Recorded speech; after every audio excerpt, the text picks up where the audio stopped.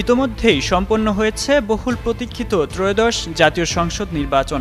BNP chairman Tarique রহমানের নেতৃত্বে গঠিত হয়েছে নতুন সরকার।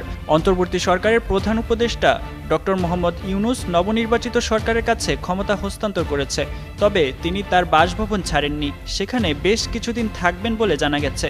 এদিকে ভারতীয় সংবাদ মাধ্যম এনডিটিভি জানিয়েছে, নতুন সরকার শপথ নেওয়ার প্রাক্কালে ডক্টর ইউনূসের সম্ভাব্য ভূমিকা নিয়ে জোর জল্পনা চলছে। সামাজিক যোগাযোগ মাধ্যমেও গুঞ্জন রয়েছে, নতুন সরকার চাইলে তিনি সাংবিধানিক কাঠামোর ভেতরে কোনো পদে থাকতে পারেন বা তাকে রাষ্ট্রের রাষ্ট্রপতি পদেও রাখতে পারেন প্রধানমন্ত্রী তারেক রহমান। রাষ্ট্রের মন্ত্রী হিসেবে অন্তর্বর্তী সরকারের এক উপদেষ্টাকে নিয়োগের পর এই ব্যাপারটি আরও জোরদার হয়েছে সামাজিক মাধ্যমে। অনেকেই বলছেন বাংলাদেশের রাষ্ট্রপতি হচ্ছেন ডক্টর মোহাম্মদ ইউনূস। তবে ডক্টর ইউনূসের প্রেস সচিব শফিকুল আলম বলেন, প্রধান উপদেষ্টার দায়িত্ব শেষে অন্য কোনো সরকারি বা সাংবিধানিক পদে যাওয়ার আগ্রহ তার নেই। তিনি আগের কাজেই ফিরে যেতে চান।